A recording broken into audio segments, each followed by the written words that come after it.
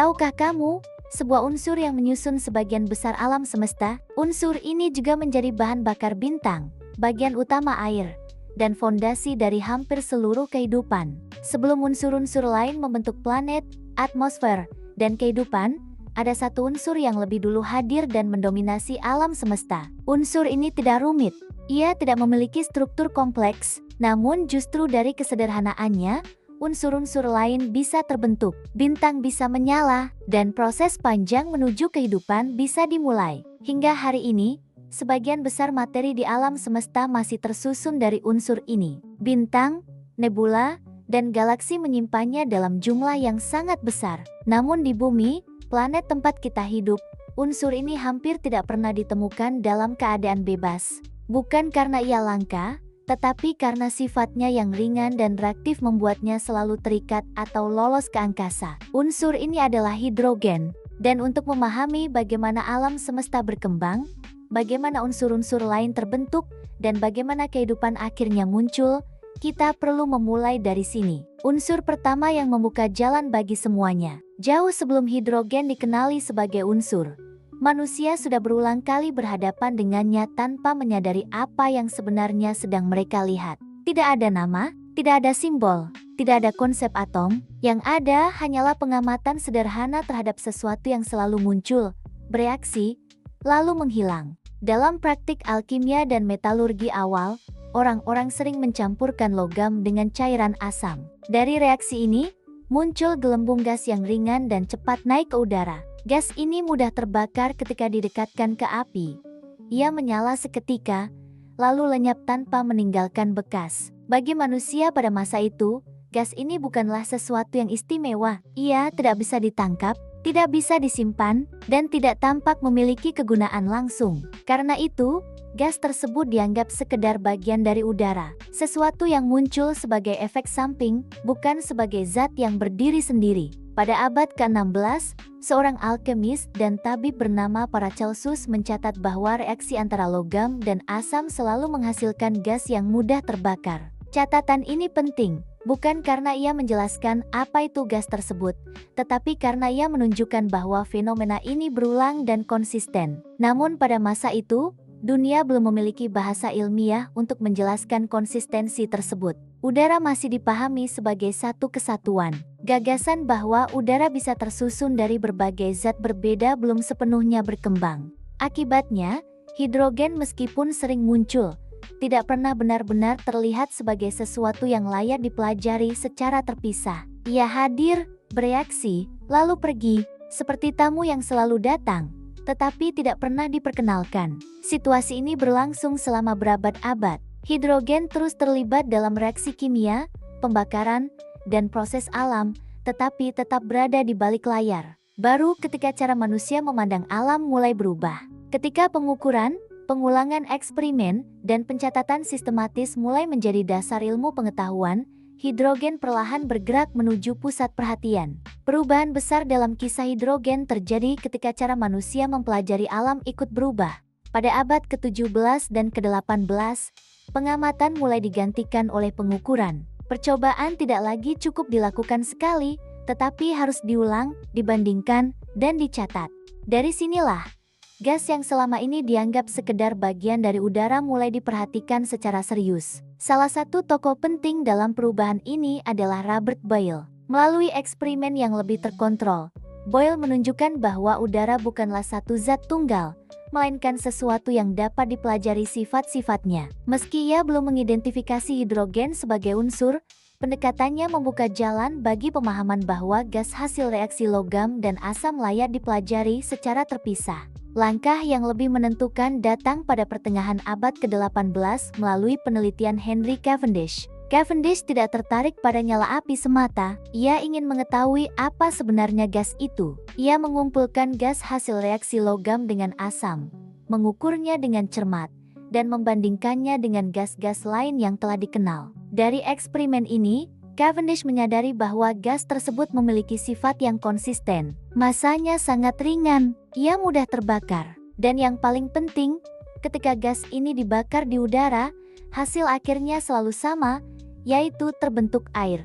Temuan ini sangat penting. Air selama ini dianggap sebagai zat dasar. Namun hasil Cavendish menunjukkan bahwa air justru merupakan hasil reaksi, bukan unsur itu sendiri. Dengan kata lain, gas yang ia teliti adalah bagian dari sesuatu yang jauh lebih mendasar. Cavendish menyebut gas ini sebagai inflammable air, atau udara yang mudah terbakar.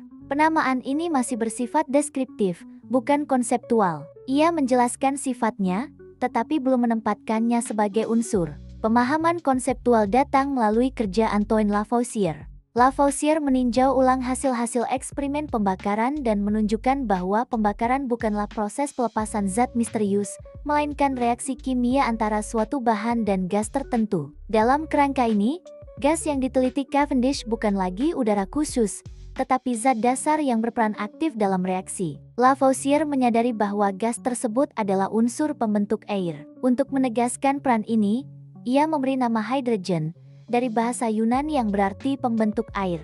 Dengan penamaan ini, gas yang selama berabad-abad hanya muncul sebagai efek samping akhirnya mendapatkan identitas ilmiahnya. Hidrogen diakui sebagai unsur kimia bukan karena satu percobaan tunggal, tetapi karena rangkaian pengamatan, pengukuran, dan perubahan cara berpikir manusia tentang materi. Setelah hidrogen dikenali dan diberi nama, langkah berikutnya adalah memahami apa sebenarnya unsur ini secara ilmiah. Disinilah hidrogen mulai ditempatkan secara sistematis dalam pemahaman tentang materi. Hidrogen berada di posisi pertama dalam tabel periodik. Nomor atomnya adalah 1.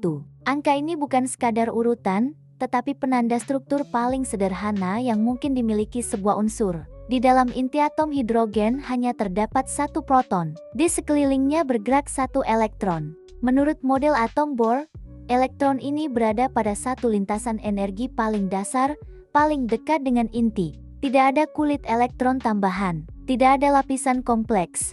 Kesederhanaan inilah yang membuat hidrogen sangat mudah bereaksi. Dengan hanya satu elektron, hidrogen cenderung membentuk ikatan untuk mencapai keadaan yang lebih stabil. Karena sifat ini, hidrogen hampir tidak pernah ditemukan dalam keadaan bebas di alam. Ketika terlepas sebagai gas, masanya yang sangat ringan membuatnya mudah lolos dari tarikan gravitasi bumi. Dalam kondisi lain, hidrogen cepat berikatan dengan unsur lain, membentuk senyawa yang jauh lebih stabil. Hidrogen memiliki beberapa isotop, yaitu variasi atom dengan jumlah proton yang sama tetapi jumlah neutron yang berbeda. Isotop yang paling umum adalah protium. Protium tidak memiliki neutron dan menyusun hampir seluruh hidrogen yang ada di alam semesta. Inilah bentuk hidrogen yang paling sering terlibat dalam reaksi kimia sehari-hari. Isotop kedua adalah deuterium yang memiliki satu neutron. Deuterium jauh lebih jarang, tetapi stabil. Ia ditemukan dalam jumlah kecil di air laut dan sering digunakan dalam penelitian ilmiah, terutama untuk melacak proses kimia dan fisika karena sifatnya yang mudah dibedakan dari protium. Isotop ketiga adalah tritium, yang memiliki dua neutron. Tritium bersifat radioaktif dan tidak stabil. Ia terbentuk secara alami dalam jumlah sangat kecil akibat interaksi radiasi kosmik dengan atmosfer, dan juga dapat dihasilkan secara buatan untuk keperluan penelitian. Secara fisik, hidrogen dalam kondisi normal adalah gas yang tidak berwarna, tidak berbau, dan tidak berasa. Ia merupakan unsur paling ringan yang pernah dikenal manusia. Dalam kondisi suhu dan tekanan ekstrem, hidrogen dapat berubah menjadi cair bahkan padat, meskipun kondisi ini tidak terjadi secara alami di permukaan bumi. Setelah hidrogen dipahami sebagai unsur dengan sifat yang jelas ringan, mudah bereaksi, dan menyimpan energi, manusia mulai melihatnya bukan lagi sekadar objek penelitian, tetapi sebagai alat untuk menjawab kebutuhan. Pemanfaatan awal hidrogen tidak muncul karena ambisi besar, melainkan karena kebutuhan praktis. Ketika industri kimia mulai berkembang pada abad ke-19, manusia menghadapi tantangan memproduksi senyawa penting dalam jumlah besar dan dengan cara yang lebih terkontrol. Disinilah hidrogen mulai memainkan peran. Salah satu penggunaan paling awal dan paling penting adalah dalam pembuatan amonia. Proses ini memungkinkan nitrogen dari udara diikat menjadi senyawa yang dapat dimanfaatkan. Amonia kemudian menjadi bahan dasar pupuk. Dampaknya sangat besar, produksi pangan meningkat, pertanian menjadi lebih produktif, dan ketergantungan pada sumber pupuk alam yang terbatas berkurang. Dalam konteks ini, hidrogen tidak tampil mencolok. Ia tidak terlihat di ladang, tidak disentuh oleh petani secara langsung. Namun tanpa hidrogen, proses ini tidak akan berjalan. Perannya tersembunyi, tetapi menentukan. Pada saat yang sama, hidrogen juga mulai digunakan dalam proses industri lainnya. Dalam pemurnian logam dan pengolahan minyak, hidrogen membantu menghilangkan pengotor dan meningkatkan kualitas hasil akhir. Proses-proses ini lahir dari kebutuhan industri akan material yang lebih bersih, lebih kuat, dan lebih konsisten. Pemanfaatan hidrogen kemudian meluas ke bidang transportasi udara dan eksperimen penerbangan awal. Karena masanya yang sangat ringan, hidrogen digunakan sebagai gas pengisi balon dan kapal udara. Pada masa itu, kebutuhan utama adalah daya angkat, dan hidrogen menawarkan solusi yang tidak dimiliki gas lain. Namun pengalaman ini juga menunjukkan keterbatasan hidrogen. Sifatnya yang mudah terbakar membawa risiko besar. Kecelakaan-kecelakaan yang terjadi membuat manusia menyadari bahwa pemanfaatan hidrogen harus selalu disertai pemahaman dan pengendalian yang ketat. Memasuki abad ke-20 dan ke-21, peran hidrogen tidak lagi terbatas pada proses-proses industri awal. Perkembangan teknologi, meningkatnya kebutuhan energi, dan kesadaran akan dampak lingkungan membuat hidrogen kembali menjadi unsur yang sangat diperhatikan. Salah satu bidang yang paling menonjol adalah energi. Hidrogen dipandang bukan hanya sebagai bahan bakar, tetapi sebagai pembawa energi. Artinya, hidrogen digunakan untuk menyimpan dan memindahkan energi dari satu tempat ke tempat lain. Dalam sel bahan bakar, hidrogen bereaksi dengan oksigen untuk menghasilkan listrik dengan air sebagai hasil samping. Proses ini menarik karena tidak melibatkan pembakaran dan hampir tidak menghasilkan emisi berbahaya di titik penggunaan. Dalam konteks ini, hidrogen mulai dilihat sebagai bagian dari solusi untuk sistem energi yang lebih bersih. Kendaraan berbasis sel bahan bakar, misalnya, dikembangkan untuk mengurangi ketergantungan pada bahan bakar fosil. Meski masih menghadapi tantangan infrastruktur dan biaya, pendekatan ini menunjukkan bagaimana sifat dasar hidrogen dimanfaatkan dalam sistem teknologi modern. Di bidang industri, hidrogen tetap menjadi unsur penting dalam berbagai proses kimia. Ia digunakan dalam produksi bahan kimia dasar, pengolahan minyak, dan pembuatan material khusus. Perannya seringkali tidak terlihat oleh pengguna akhir, tetapi sangat penting bagi rantai produksi modern. Hidrogen juga berperan dalam metalurgi modern. Dalam upaya mengurangi emisi karbon, hidrogen diteliti dan mulai digunakan sebagai pengganti karbon dalam proses reduksi biji logam tertentu. Pendekatan ini bertujuan menurunkan emisi karbon dioksida dari industri berat, yang selama ini menjadi salah satu penyumbang utama gas rumah kaca. Dalam kehidupan sehari-hari, hidrogen hadir dalam bentuk yang sangat akrab. Hampir seluruh aktivitas biologis bergantung pada senyawa yang mengandung hidrogen. Misalnya tubuh manusia, yang sebagian besar tersusun dari air. Artinya, secara jumlah atom, hidrogen adalah unsur yang paling banyak menyusun tubuh manusia. Fakta ini sering luput disadari, karena hidrogen hampir selalu hadir dalam bentuk ikatan, bukan sebagai unsur bebas. Di bidang lingkungan, hidrogen mulai dilibatkan dalam upaya penyimpanan energi terbarukan. Energi dari matahari dan angin yang bersifat tidak stabil dapat digunakan untuk memecah air menjadi hidrogen dan oksigen. Hidrogen kemudian disimpan dan digunakan kembali saat energi dibutuhkan. Pendekatan ini sedang dikembangkan untuk membantu menyeimbangkan sistem energi yang bergantung pada sumber terbarukan. Pemanfaatan modern ini menunjukkan satu hal yang konsisten. Hidrogen tidak pernah berdiri sendiri sebagai solusi tunggal. Ketika peran hidrogen dalam industri dan energi semakin luas, muncul pertanyaan yang lebih mendasar. Sejauh mana unsur ini bisa dimanfaatkan tanpa menimbulkan masalah baru? Dari sinilah riset modern tentang hidrogen berkembang, bukan sebagai satu proyek tunggal, melainkan sebagai rangkaian upaya di berbagai bidang.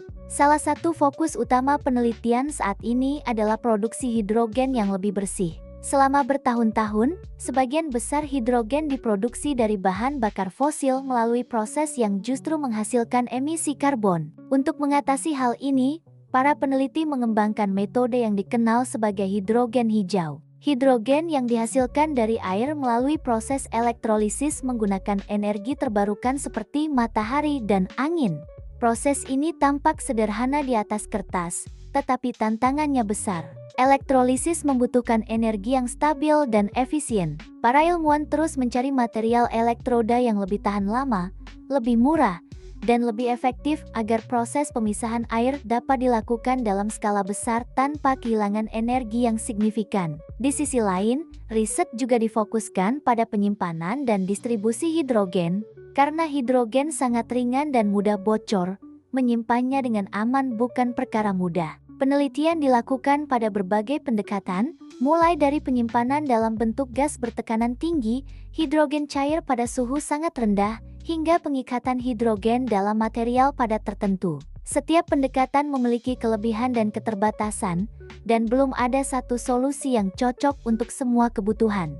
Bidang penelitian lain yang terus berkembang adalah pemanfaatan hidrogen dalam sel bahan bakar. Di sini, tantangan utamanya bukan hanya efisiensi, tetapi juga ketahanan sistem. Sel bahan bakar harus mampu bekerja dalam jangka panjang, di berbagai kondisi, tanpa degradasi material yang cepat. Penelitian diarahkan pada pengembangan katalis yang lebih tahan lama dan tidak bergantung pada logam langka. Selain riset energi kimia, ada pula upaya yang jauh lebih ambisius, yaitu meniru cara bintang menghasilkan energi. Dalam reaktor fusi nuklir eksperimental, hidrogen dipanaskan hingga suhu jutaan derajat untuk memungkinkan inti atomnya bergabung dan melepaskan energi. Proses ini memerlukan pengendalian plasma yang sangat presisi menggunakan medan magnet kuat.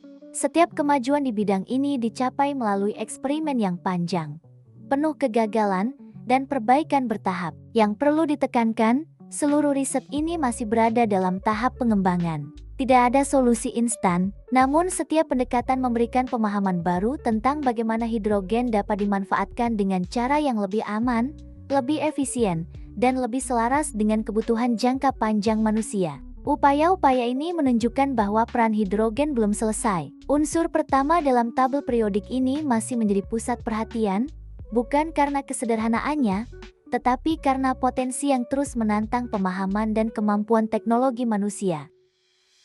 Hidrogen mengajarkan bahwa sesuatu yang paling sederhana seringkali menjadi fondasi bagi hal-hal yang paling besar. Dengan satu proton dan satu elektron, unsur ini membuka jalan bagi terbentuknya bintang, unsur-unsur lain, dan pada akhirnya kehidupan. Dalam perjalanan manusia memahaminya, kita melihat bahwa hidrogen tidak pernah hadir sebagai jawaban instan. Ia membutuhkan waktu untuk dikenali, diuji, dan dimanfaatkan. Setiap langkah dari pengamatan awal hingga penelitian modern menunjukkan bahwa pengetahuan tumbuh melalui kesabaran dan ketelitian. Hari ini, ketika hidrogen kembali dipelajari sebagai bagian dari upaya membangun masa depan yang lebih berkelanjutan, kita diingatkan bahwa kemajuan tidak datang dari menguasai alam secara tergesa-gesa, melainkan dari memahami cara kerjanya dengan lebih baik. Terima kasih telah mengikuti perjalanan ini hingga akhir. Jika kamu memiliki pertanyaan, pandangan, atau ingin berdiskusi, silakan tuliskan di kolom komentar. Masih banyak unsur lain yang berperan dalam membentuk dunia kita. Setiap unsur adalah tanda kemahakuasaan Sang Pencipta. Dan perjalanan ini adalah cara kita bersyukur dengan mempelajari kebesarannya. Sampai jumpa di episode berikutnya.